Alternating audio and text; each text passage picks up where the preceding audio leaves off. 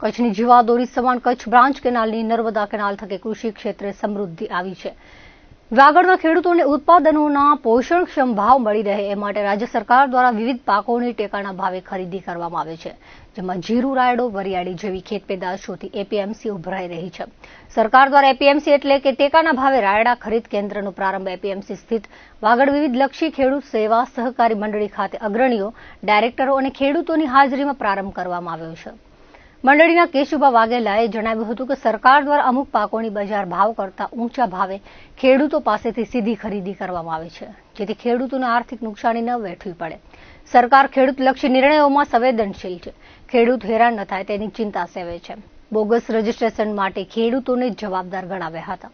વિસ્તરણ અધિકારી ભરતભાઈ શ્રીમાળીએ ખેડૂતોને તેમના 7-12 કે અન્ય ડોક્યુમેન્ટ કોઈને ન આપવા અને જાગૃત થવાની શીખ આપી હતી। અમુક તલાટીઓ પર ખરાઈ કર્યા વિના જ ગમે તેને દાખલો કાઢી આપતા હોવાનું જણાવ્યું હતું।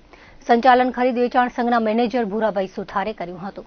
રાપર તાલુકા કિસાન સંઘ દ્વારા ખેડૂત દીઠ 1350 કિલો ખરીદીનો ક્વોટા વધારવા માંગ હતી।